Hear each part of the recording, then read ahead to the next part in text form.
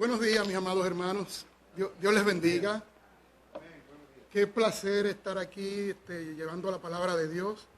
Siempre es un honor y una responsabilidad bien grande. Le doy las gracias, Pastor Johnny, por esta oportunidad. Realmente hay una anécdota aquí porque hace días atrás, el Señor me dio una inquietud por preparar un sermón. Y yo decía, pero ¿por qué si no tengo fecha para predicar? Pero nada, creo que se lo comenté a mi esposa y le comenté a Ivette, mi prima. By the way, perdón.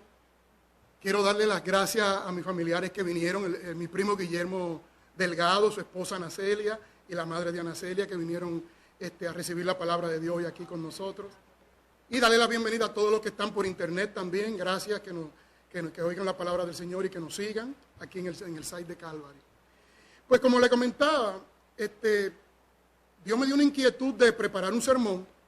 Y yo decía, pero Señor, ¿por qué no tengo fecha para predicar? Pero nada, tuve 2 noches preparándolo y se lo comenté a mi esposa, se lo comenté a Ivette. Dice, bueno, pero ya lo tengo. 2 o 3 días después me escribe Pastor Johnny para decirme que iba a predicar en el día de hoy. Y entonces dije, gracias Señor, eso era. Tú me estabas preparando para la predicación de hoy domingo. El tema de hoy, mis hermanos, es, para lo que les gusta apuntar, la aceptación del Mesías en Samaria. Generalmente, la gran mayoría de los predicadores le llama Jesús y la mujer samaritana. Yo quise variar el tema y le llamé la aceptación del Mesías en Samaria. Este es un tema que ha sido bien discutido, bien analizado. Y también yo me ponía a pensar y decía, Señor, pero ¿qué voy a predicar de Jesús y la mujer samaritana? Y ahí todo está dicho. Y me llegó un pensamiento que me decía, en mi palabra siempre hay más. Estúdialo con lupa, que en mi palabra siempre hay más. Y eso vamos a hacer esta mañana, mis amados hermanos. Vamos a estudiarlo con lupa, con microscopio. Y estoy seguro que vamos a encontrar más hoy en su palabra. Vamos a comenzar dando un trasfondo de todo esto. Pero antes que nada, vamos a buscar en las Biblias para leer Evangelio de Juan, capítulo 4, del 4 al 7. Yo lo voy a leer y ustedes síganme allá. Evangelio de Juan, capítulo 4, del 4 al 7. Todo esto se desarrolla en el Evangelio de Juan, capítulo 4, del versículo 4 al versículo 42, ¿no? El desarrollo de toda esta historia es Juan 4, del 4 al 42, pero vamos a leer el Evangelio de Juan 4, del 4 al 7. Ustedes me siguen en sus Biblias. Refiriéndose a Jesús, dice lo siguiente. Y le era necesario pasar por Samaria. Vino pues a una ciudad de Samaria llamada Sicar, junto a la heredad que Jacob dio a su hijo José. Y estaba allí el pozo de Jacob. Entonces Jesús, cansado del camino, se sentó así junto al pozo. Era como la hora sexta. Vino una mujer de Samaria a sacar agua y Jesús le dijo, dame de beber. Oremos, hermanos. Gracias, Señor, por tu amor. Gracias, Padre, por tu misericordia. Gracias, Señor, porque podemos venir confiadamente al trono de la gracia y hallar en ti y alcanzar misericordia y hallar gracia para el oportuno socorro. Ayúdanos en esta mañana, Señor, a estudiar tu palabra. Ayúdanos a crecer en ella, Padre. Y ayúdanos, Padre, a tomar decisiones, Padre, para ser útiles como hijos tuyos en los asuntos del reino. Te presentamos nuevamente, Señor, a la familia Delgado. Señor, en este momento de la pérdida de la madre de Lisbeth, la esposa del hermano Delgado. Sé tú con ellos, Señor, y proporciona consuelo, Padre, sabiendo ellos, Padre, que hay vida eterna en Cristo Jesús. En el nombre de Jesús hemos orado. Amén y amén. Mi amado hermano, vamos a dar un pequeño trasfondo histórico antes de comenzar, ¿no?, con los detalles del tema que nos concierne hoy, que es la aceptación del Mesías en Samaria. Como ustedes saben, el último juez que estuvo el pueblo de Israel fue Samuel. Luego pidieron rey y Dios le puso como rey a Saúl. Después de Saúl vino David, aproximadamente en el 1010 a.C. hasta el 970 a.C., unos 40 años.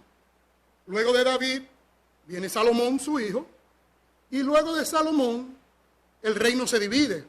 Como ustedes recordarán, Roboam, el hijo de Salomón, y Jeroboam, se dividen en el reino del norte y el reino del sur. El reino del sur se quedó básicamente con 2 tribus, la tribu de Judá y Benjamín, y el reino del norte, las 10 tribus, las famosas 10 tribus.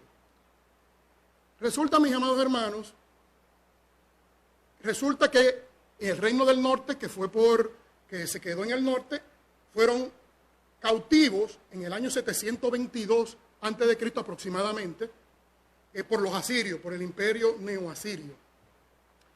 Y aquí comienza todo el conflicto. El conflicto comienza cuando en el año 536 aproximadamente antes de Cristo, las tribus del sur, Judá y Benjamín, fueron llevados a cautivas a Babilonia. Y en el 586 fueron llevados cautivas a Babilonia. Y en el 536, con el decreto de Ciro, volvieron de Babilonia y comenzaron a reconstruir el templo. Vamos a buscar en Esdras, capítulo 4, versículo del 1 al 3. Esdras, capítulo 4, versículo 1 al 3, para que ustedes vean cómo y cuándo es que surge el conflicto entre los samaritanos y los judíos. En el capítulo 4 dice así, de Esdras. Esdras está después de Segunda de Crónica y antes de Nehemías. Oyendo los enemigos de Judá y de Benjamín, que los venidos de la cautividad edificaban el templo de Jehová Dios en Israel, vinieron a Zorobabel y a los jefes de casa paterna y les dijeron, edificaremos con vosotros, porque como vosotros buscamos a vuestro Dios, y a él ofrecemos sacrificio desde los días de Esar-Adón, rey de Asiria, que nos hizo venir aquí. O sea, ahí pueden notar que una vez las tribus del norte fueron llevadas cautivas por el imperio neoasirio en el 722 a.C., pues ellos, ese rey asirio hizo y llenó a Israel de gentiles, ¿no? Y provocó una unión racial entre los judíos y los gentiles. Luego, como les digo, las tribus del sur, que fueron llevadas cautivas en el 586 a.C., realmente esa cautividad fue en 3 etapas. En el 605, cuando Nabucodonosor, ¿no?, se lleva a Daniel y un pequeño grupo. Luego en el 597, Ezequiel y otro grupo. Y en el 586 fue la destrucción total, cuando destruyen el templo y destruyen todo.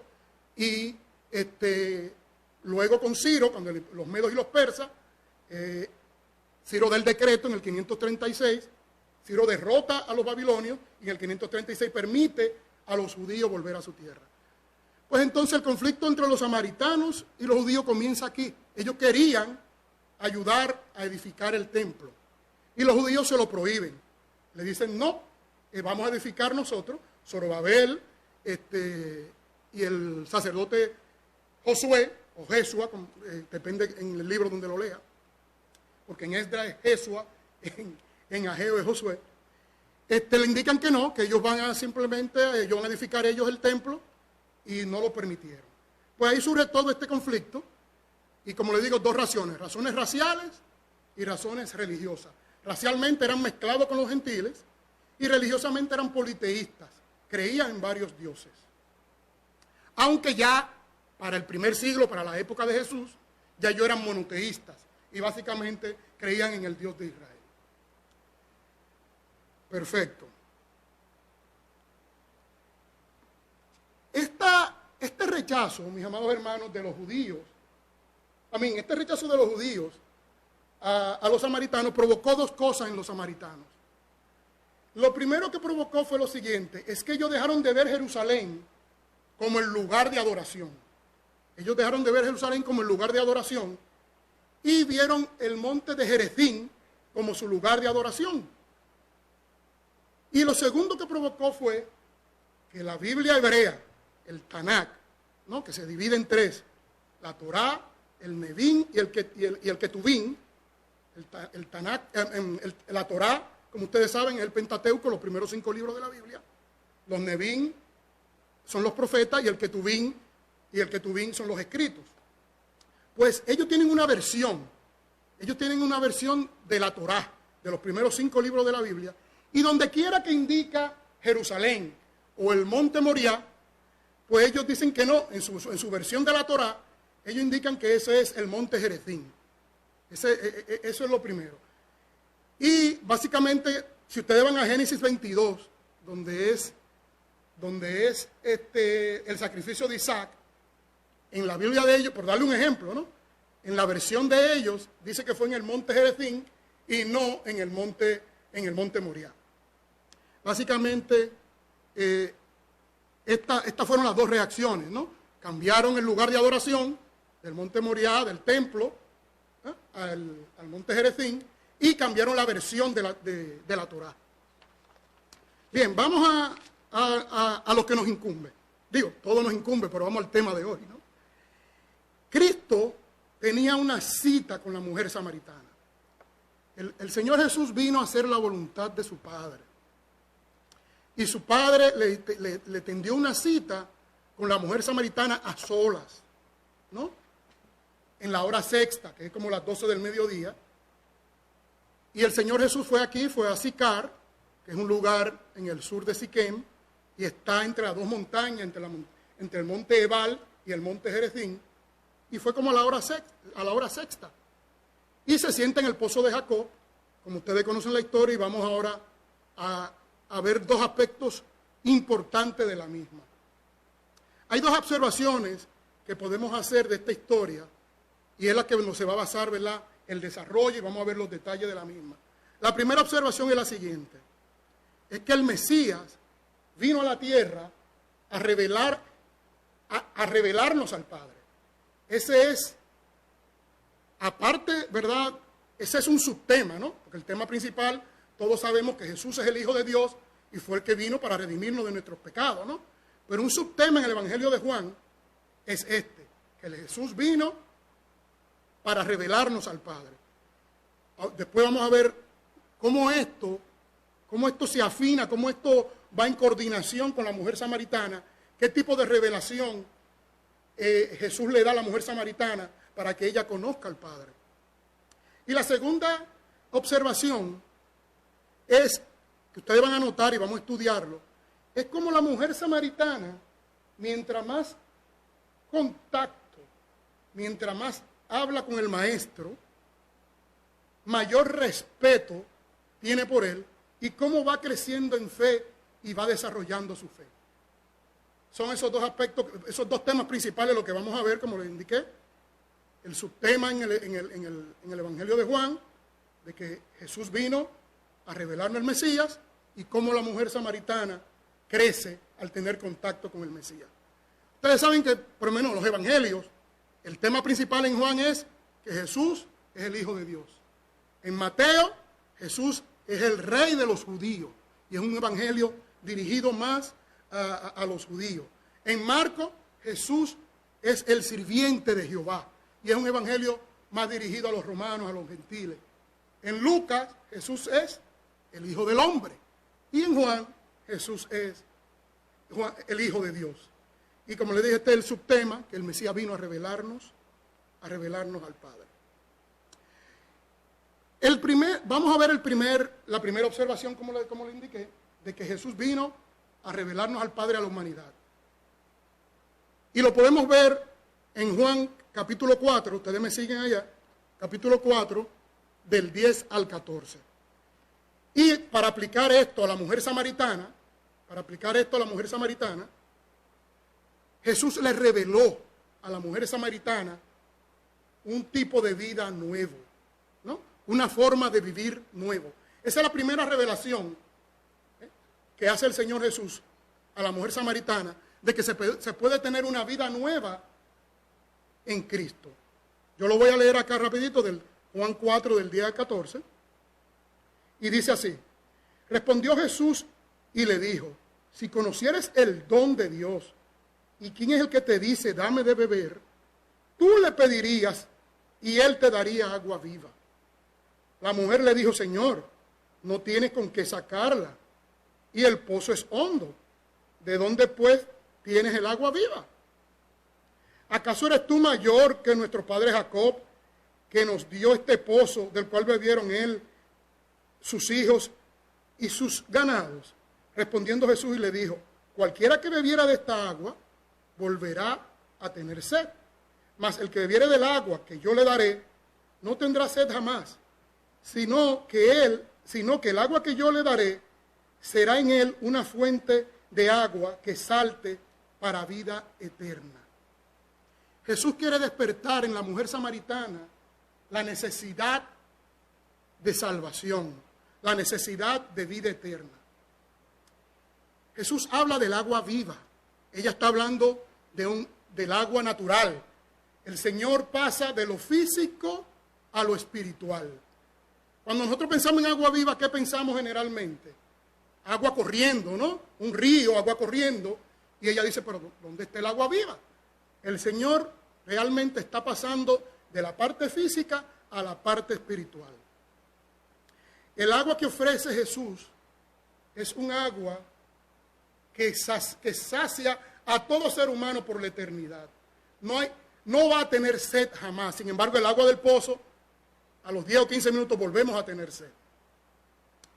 Hermanos, cuando hablamos de agua viva, recuerden en Juan, capítulo 3, versículo 5 y versículo 5, cuando el Señor habla con Nicodemo, le dice que el que no nace del agua y del Espíritu no puede ver el reino de Dios.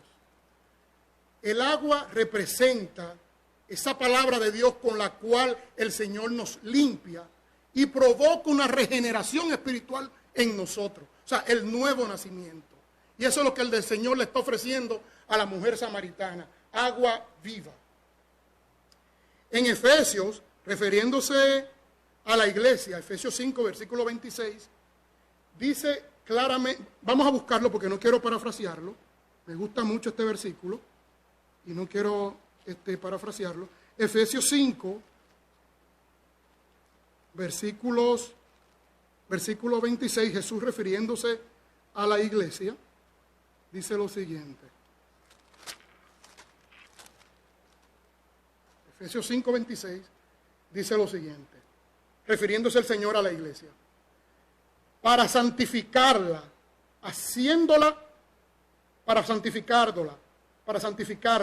habiéndola purificado en el lavamiento del agua por la palabra. O sea, claramente el agua lo que significa es agua viva, es la palabra de Dios como nos limpia, nos transforma y hace esa regeneración espiritual y produce en nosotros ese nuevo nacimiento. Bien, el Señor, como le dijimos, le revela un nuevo tipo de vida, que hay una nueva vida en Jesús, una nueva vida en el Mesías.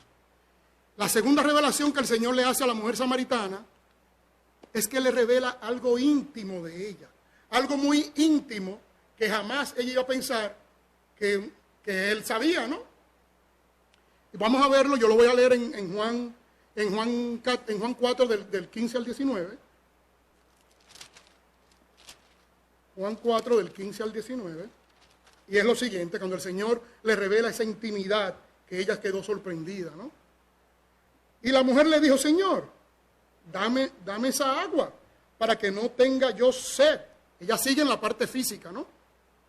Señor, dame esa agua para que no tenga yo sed, ni venga aquí a sacarla. Y Jesús le dijo: ve, llama a tu marido y ven acá.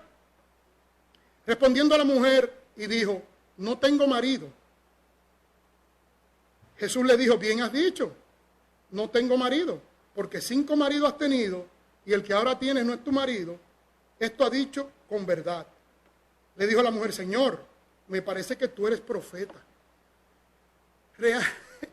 La mujer todavía estaba en la parte física del agua.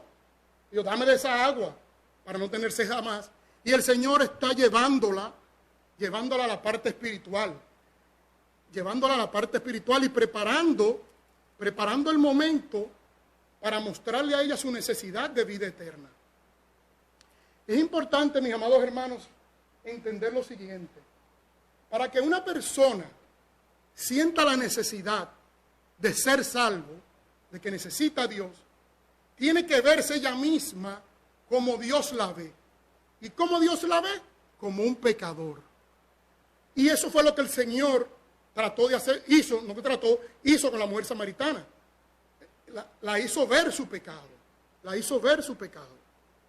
El Señor le señaló su pecado sin conocerla. Mejor dicho, el Señor la conocía, porque el Señor conoce a todo el mundo, pero sin haberla visto físicamente, ¿no? Y ahí le demostró a ella que él era mayor que Jacob. Él era mayor que Jacob. Y es mayor que Jacob. Y es mayor que todos, ¿no? Es nuestro Dios. La tercera revelación que le hace Jesús a la mujer samaritana es enseñarle qué constituye una verdadera adoración. Eso vamos a verlo y lo voy a leer. Ustedes me siguen. Juan 4, del 20 al 23. Me disculpan.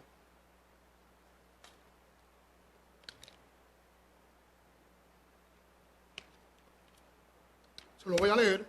Juan 4, del 20 al 23. Dice la mujer samaritana: nuestros padres alabaron en este monte. Recuerden que es el monte Gerizim. Nuestros padres alabaron en este monte. Y vosotros decís que en Jerusalén es el lugar donde se debe adorar. Jesús le dijo: mujer, créeme, que la hora viene cuando ni en este monte ni en Jerusalén adoraréis al Padre. Vosotros adoráis lo que no sabéis. Nosotros adoramos lo que sabemos, porque la salvación viene de los judíos. Mas la hora viene y ahora es cuando los verdaderos adoradores adorarán al Padre en espíritu y en verdad. Porque también el Padre, tales adoradores, busca que le adoren. Tremendas palabras de nuestro Maestro. Generalmente, hermanos, cuando un pecador es confrontado y es señalado su pecado, generalmente hay dos tipos de reacción. Y ustedes creo que van a ser testigos conmigo de eso. Y es que primero o tratan de minimizar la palabra de Dios o hacen preguntas bobas, por no llamarle otro nombre, como ¿quién fue la mujer de Caín? ¿O por qué el Señor mandó a matar hasta los niños en Canaán? O sea, pregunta porque no conocen la palabra, pero tratando como de minimizar la palabra. Esa es una de las reacciones. Y la otra reacción generalmente es que se tornan religiosos. Y esto pasa con la mujer samaritana. Ella, al Señor señalarle su pecado, se tornó religiosa. Rápidamente habló de adoración. Dios, nosotros adoramos en este monte, pero ustedes adoran en Jerusalén. Si aplicamos eso a nosotros en nuestros días, lo que ella está diciendo, nuestra religión y forma de culto es esta. Y la religión de ustedes es aquella. ¿Cuál es la religión? El Señor Jesús les dijo: ninguna. Créeme a mí. Cree en mí. El Señor no vino a traernos una religión. Él vino a traernos Él, su persona, el Salvador, la redención y una relación con Cristo Jesús. Básicamente esto es lo que pasa cuando eso sucede. Cuando el Señor le indica a ella que vendrá un tiempo que ni en este monte ni en Jerusalén adoraréis al Padre, el Señor básicamente le está profetizando ¿qué? Le está profetizando la adoración de la iglesia, la dispensación de la gracia. O sea, va a venir un tiempo, que es el que estamos viviendo nosotros ahora, que la adoración no es exclusiva en Jerusalén ni en Gerizim, es alrededor del mundo. El Señor le está profetizando la dispensación de la gracia, la adoración que hace la iglesia alrededor de todo el mundo. Y Jesús claramente le indica a la mujer samaritana, claramente le indica que la teología samaritana estaba equivocada, que ellos están errados, que la verdadera adoración en aquel momento sí era en Jerusalén, sí era en el templo y sí era en Jerusalén. Y que la salvación viene de los judíos, porque Jesús, hermano, fue un judío terrenalmente. Ahora, es importante aclarar, hermano, que en términos futuros, en el milenio, el centro de adoración volverá a ser Jerusalén. En centro de adoración volverá a ser Jerusalén. Y todos los gentiles y todo el mundo tendrá que ir a Jerusalén en el milenio a celebrar la fiesta de los tabernáculos, lo que me llaman en hebreo el Sukkot, ¿no? Y eso lo podemos notar, lo podemos ver en Zacarías, capítulo 14, versículos 16 al 21. No lo voy a leer por cuestiones de tiempo, pero para que sepamos que la adoración vuelve, el centro de adoración vuelve a ser Jerusalén en el milenio. Bien, la cuarta revelación que el Señor Jesús le hace a la mujer samaritana es que le reveló al Padre. Vamos a buscarlo en Juan, en el mismo capítulo, en el mismo Evangelio de Juan, versículo 24, capítulo 4, versículo 24. Dice, Jesús le dice, Dios es espíritu, y los que le adoran en espíritu y en verdad es necesario que le adoren. ¿Ah? Ya el Señor le reveló quién es el Padre. Es importante notar lo siguiente, hermano. En Lucas 10, versículo 22, dice lo siguiente. Espero no parafrasearlo, si no lo podemos buscar. Todas las cosas me fueron entregadas por mi Padre. Y nadie conoce al Hijo sino el Padre.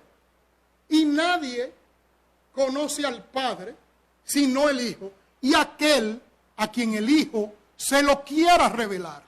Y el Señor tenía una cita con la mujer samaritana para revelarle a su Padre. Bien, la quinta revelación que le hace el Señor Jesús a la mujer samaritana es que Él era el Mesías, que Él es el Mesías. Lo podemos ver en Juan 4, versículos 25 y 26. ¿Ustedes me siguen allá? Dice, le dijo la mujer, sé que ha de venir el Mesías, llamado el Cristo. Cuando Él venga, nos declarará todas las cosas. Jesús le dijo, yo soy el que habla contigo. Wow. O sea, ya el Señor, en su cita con la mujer samaritana, una cita que fue hecha por Dios el Padre, le hace 5 revelaciones a la mujer samaritana, culminando con la revelación del Padre y la revelación de sí mismo, de quién es el Hijo.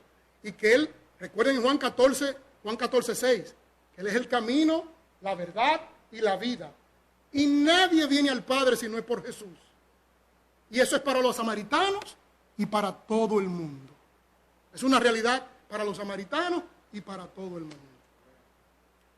Bien, les dije que el segundo aspecto que vamos a ver en el día de hoy, el segundo tema importante, es cómo la fe de esta mujer samaritana crece mientras está en contacto con el Maestro, mientras va hablando con Él, va teniendo contacto con Él, cómo ella comienza a crecer en fe y a tener respeto por el Maestro. Y lo vamos a ver, y lo podemos notar en 4 formas cómo ella se dirige al Maestro. Vamos a ver la primera forma como ella se dirige al Maestro, y es que se refiere a Él como un judío. Eso lo vemos en Juan 4:9. Se refiere a Él como un judío. Y viniendo de un samaritano, eso no es un piropo, hermano. Viniendo de un samaritano, eso no es nada halagador que le diga judío, ¿no? Vamos a ver Juan 4:9. Dice, la mujer samaritana le dijo, ¿cómo tú, siendo judío, me pides a mí a beber, que soy mujer samaritana? Porque judíos y samaritanos no se tratan entre sí. Ya vieron el contexto histórico, ¿verdad?, de por qué no se tratan entre sí.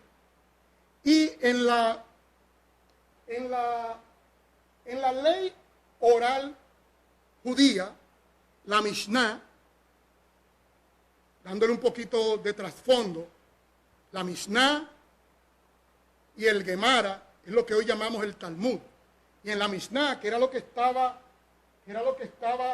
en vigor en el primer siglo cuando estaba nuestro Señor Jesucristo, pues en esa ley que ellos le llaman ley oral, ellos entienden que aparte de los 613 mandamientos que el Señor le da a Moisés en el monte de Sinaí y le transmite, ¿no?, a través de sus ángeles, esos 613 mandamientos que son escritos, ¿no?, que es la Torá, la ley, pues los judíos indican que también hubo una ley oral que fue dada a Moisés. Moisés la traspasó a Josué, Josué a los jueces y así sucesivamente.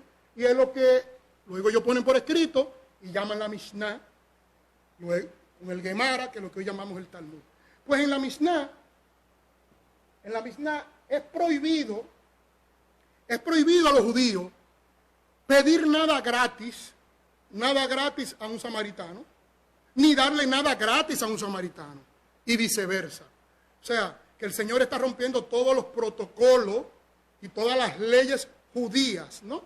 No la ley de su padre, porque Él vino a cumplir la ley, y la cumplió a cabalidad. El único que cumplió la ley fue Jesús. Pero por eso no, era el problema de Él con los fariseos, que los fariseos seguían más la Mishnah que la misma Torá, básicamente. Bien, primero entonces lo llama judío. Luego, que sigue conversando con el maestro. Luego que sigue conversando con el maestro,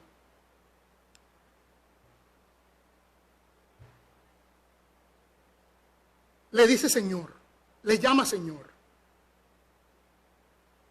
Y eso lo vamos a ver en Juan 4, versículos 11, 15 y 19. Yo se lo leo rapidito. Pero Señor, el Señor aquí que le dice es como en inglés Sir, no Señor de Dios, no, es una posición de respeto, Señor. La mujer le dijo, Señor, no tienes con qué sacarla y el pozo es hondo. ¿De dónde pues tienes el agua viva? En el versículo 15 dice, la mujer le dijo, Señor, dame de esa agua, para que no tenga yo sed, ni venga aquí a sacarla. ¿Ah? Y en el versículo 19, le dijo a la mujer, Señor, me pareces que tú eres profeta. O sea, primero le dice que es judío, como tú siendo judío, ahora le llama Señor. Miren lo que provoca, lo que va provocando el contacto con Jesús, el contacto con el Maestro. Luego de decirle Señor, le llamó profeta. Que lo leímos aquí mismo. Lo leímos aquí mismo.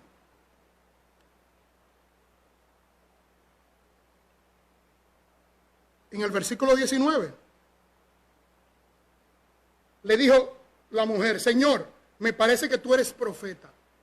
En la idiosincrasia y en la teología, vamos a ponerlo así, en la teología samaritana, el próximo profeta después de Moisés era el Mesías, o es el Mesías. O sea, que ella ya está viendo a Jesús como el Mesías, ¿no? Y en lo último, de la última manera que ella se refiere a Jesús, o que lo asocia a Jesús, es con el Mesías, ¿no? Y eso lo podemos ver en Juan, capítulo 4, versículo 25 y 29. En el versículo 25, ustedes me siguen, Juan 4, 25, ustedes me siguen allá. Perdón.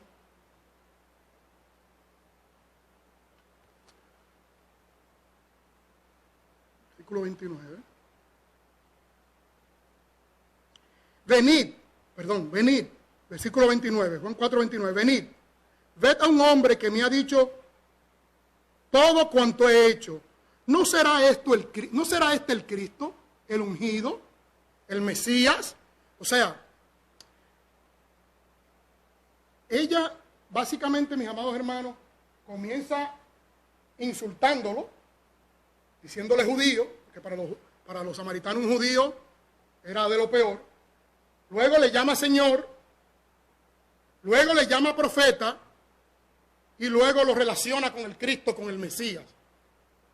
O sea, aquí podemos notar, mis amados hermanos, que mientras más tiempo pasamos con el Señor, mientras más tiempo estamos con Él, estamos en su palabra, más respeto, más amor vamos a tener por el Señor, vamos a tener por nuestro Mesías, ¿no? Eso es evidente. Luego, mis amados hermanos, cuando regresan los discípulos de Jesús, Juan 4, del 31 en adelante, se lo voy a leer rapidito, pasa lo siguiente. Entre tanto, los discípulos le rogaban, diciendo, Rabí, come. Recuerden que el Señor envía a los discípulos, ellos van a comprar comida, porque Él tenía esa cita con la mujer samaritana a solas, ¿no? Una cita a solas con ella, y los envía a comprar comida. Ellos regresan y le dicen, Señor. Entre tanto los discípulos le rogaban diciendo, Rabí, come. Y Él les dijo, yo tengo una comida que comer que vosotros no sabéis. Entonces los discípulos decían unos a otros, ¿le habrá traído a alguien de comer? Y Jesús les dijo, mi comida es que haga la voluntad del que me envió y que acabe su obra.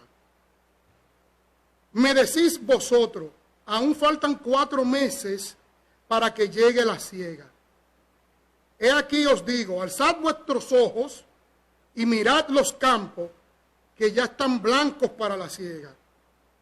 Y el que siega recibe un salario y recoge fruto para vida eterna, para que el que siembra goce juntamente con el que siega. El Señor Jesús, sucede lo mismo que con la mujer samaritana, en el sentido de lo físico se traslada a la parte espiritual, ¿no? Y le enseñó, por primera vez, le enseñó el principio del evangelismo, ¿no? El principio de sembrar y cosechar, como decimos acá, o sembrar y cegar, ¿no? Básicamente le está enseñando el principio del evangelismo. ¿Cómo es el evangelismo? Cómo las almas llegan a Jesús. Cómo se lleva el evangelio, ¿no?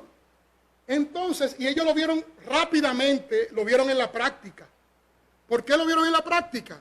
Porque la mujer samaritana inmediatamente estuvo ese contacto con Jesús, pues va al pueblo, ¿y qué hizo?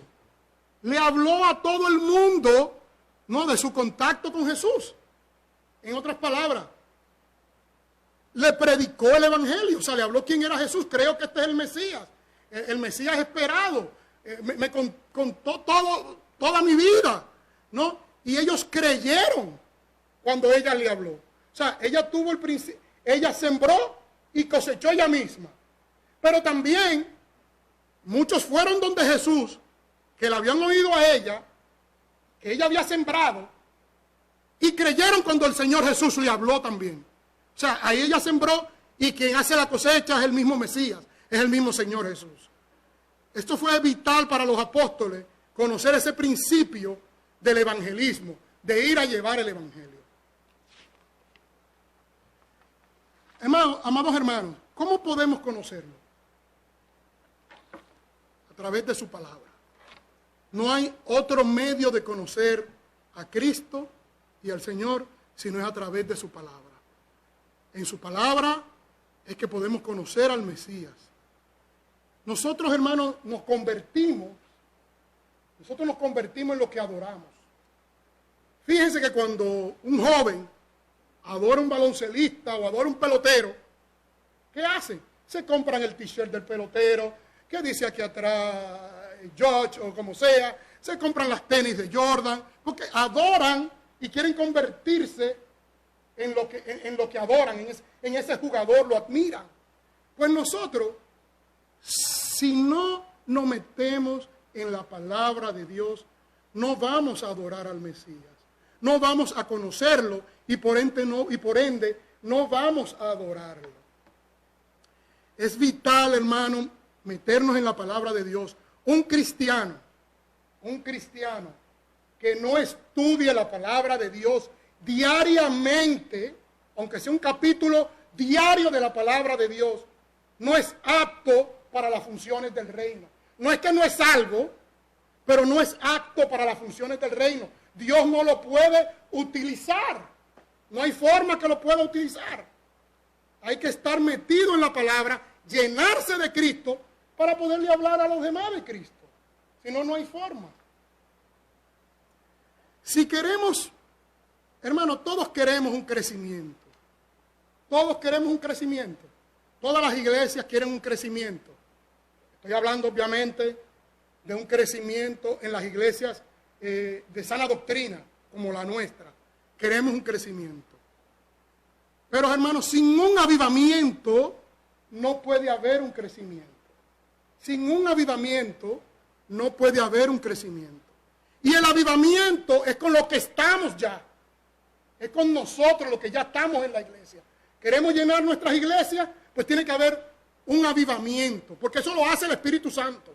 Quien da el avivamiento es el Espíritu Santo y el crecimiento también. Pero Él nos ha elegido a nosotros para que nosotros cooperemos y trabajemos en eso. Si queremos un crecimiento, tiene que haber un avivamiento. Y para haber un avivamiento hay que pasar tiempo con Jesús. Como pasó la mujer samaritana. Pasó tiempo con Él. Pasó tiempo con Él y rápidamente salió a contarle a otros lo que Él hizo en su vida. Hermano, siempre existe la oportunidad. Siempre Dios nos pone la oportunidad de hablar de su Hijo, de glorificar a su Hijo, de hablarle a los demás de Cristo. En el trabajo, un compañero de trabajo, un vecino, siempre Dios nos abre las puertas. Pero si no estamos llenos de su palabra, ¿qué vamos a hablar? La palabra es la que nos llena, es la que nos hace hablar a los demás de Cristo. Si es así, no va a haber un avivamiento y por ende tampoco va a haber un crecimiento. Tuve la oportunidad, en la última visitación, tuvimos la oportunidad, mi esposa y yo, de conocer a unos señores que estamos orando por ellos. Él se llama José y ella se llama Jenny. Y siempre le entregamos el tratado. Generalmente las personas, ustedes saben que se levantan los sábados y están haciendo sus quehaceres diarios, ¿no? Y generalmente no tienen tiempo para escucharnos, ¿no? Muchos te reciben el tratado y gracias, lo leeré después. Otros ni te lo reciben y te lo estrujan en la cara. ¿Verdad, Pastor White? Pero otros te lo reciben y te dicen, lo leo después.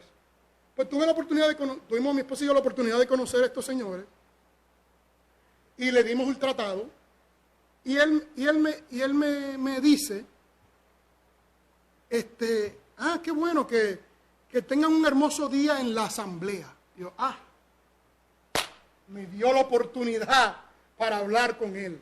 Ya yo sabía de qué se trataba. Yo sabía de la asamblea de los testigos de Jehová, ¿no? Y yo dije, haciéndome, ¿verdad?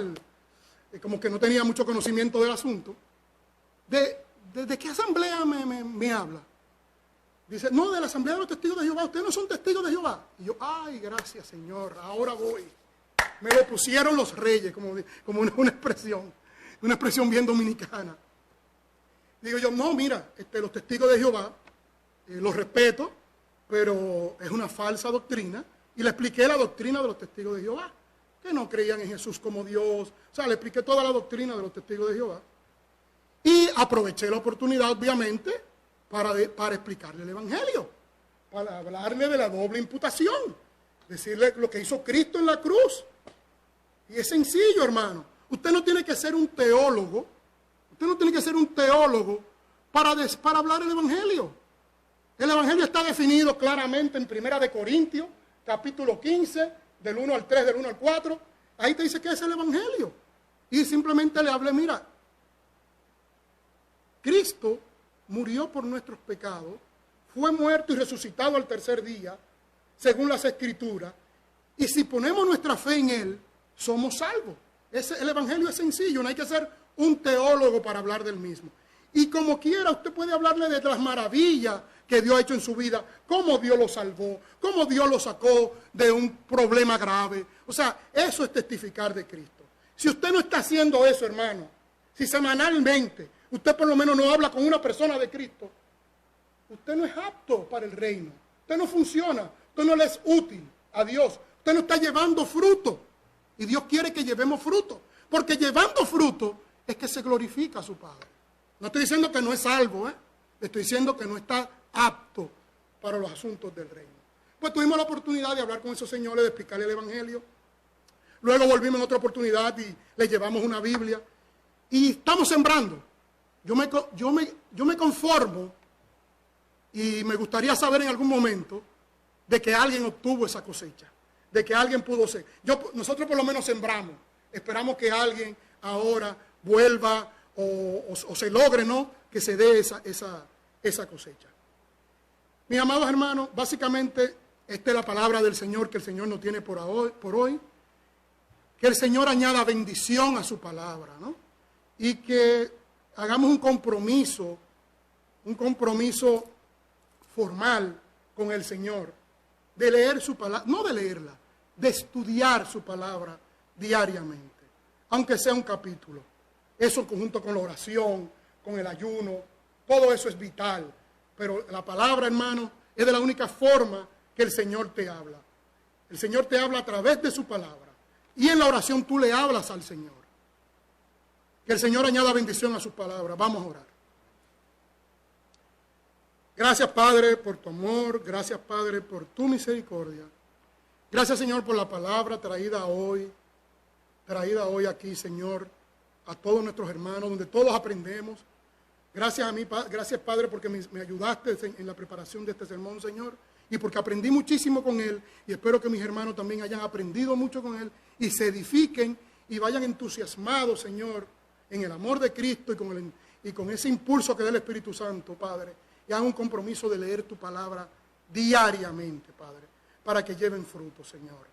Señor, te agradecemos, te bendecimos y te glorificamos, Padre amado. Padre amado, hago el siguiente llamado, porque el Espíritu me pide que haga un llamado. Hay alguien aquí que por alguna razón no ha conocido al Señor y quiere decirle al Señor: Señor, yo quiero de esa agua viva. Por favor, Padre, dame de esa agua viva. Quiero tener vida eterna junto contigo, Señor, en el cielo. ¿Hay alguien aquí así? Simplemente, yo no voy a avergonzar a nadie. Simplemente levante su mano y bájela y ya. Simplemente, Señor, quiero vida eterna. Dame de esa agua viva que tú le ofreciste a la mujer samaritana. ¿Hay alguien así? Amén. Todos somos cristianos. Hermanos, hagamos un compromiso con el Señor de estudiar su palabra y de crecer en su palabra para poderlo adorar y para ser útiles para el reino. Padre, oramos todas estas cosas y te lo pedimos por los méritos de Cristo. Amén y amén. Amén. Gracias. Y el pueblo de Dios dice: amén. Gracias, hermano Dante. Gracias por aceptar el privilegio que el Señor puso en su corazón, ¿verdad? Traer la palabra de Dios, preparando un bosque, ¿verdad? Un mensaje sin saber cuándo era que el Señor iba a permitirlo tener la oportunidad. Y yo, ¿verdad?, sentí en mi corazón, ¿verdad?, invitarlo así para el día de hoy. Más tarde en el mismo texto donde hermano Dante nos llevaron nosotros en el capítulo 4 del libro de Juan, ¿verdad?, Evangelio, decía: muchos de los samaritanos de aquella ciudad creyeron en él por la palabra, ¿verdad? Por la palabra de la mujer, de su testimonio. Y el Señor está buscando que nosotros seamos luces brillantes, testificando siempre. Gracias, Señor, por permitirnos, ¿verdad?, tener ese privilegio. Y hermano Dante, gracias por su testimonio que el Señor le está utilizando a usted y su esposa, claro. Testificar. Vamos a continuar nosotros orando que el Señor nos usa a nosotros. Igual.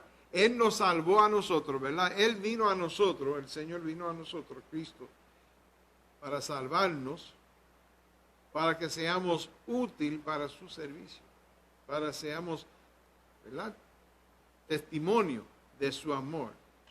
La obra que Él ha comenzado en nosotros continúa con nosotros, ¿verdad?, testificando y compartiendo el Evangelio.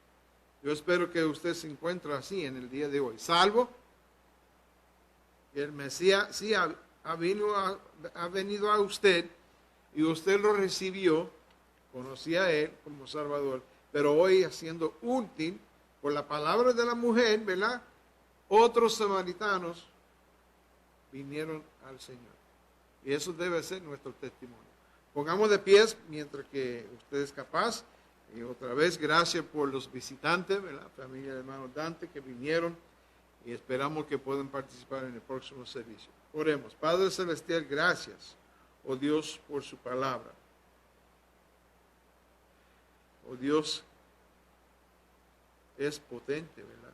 Oh Dios, sabemos que su palabra, cuando venga a la persona, alumbra en nuestros corazones la verdad de que nosotros somos pecaminosos en contra de ti, oh Dios,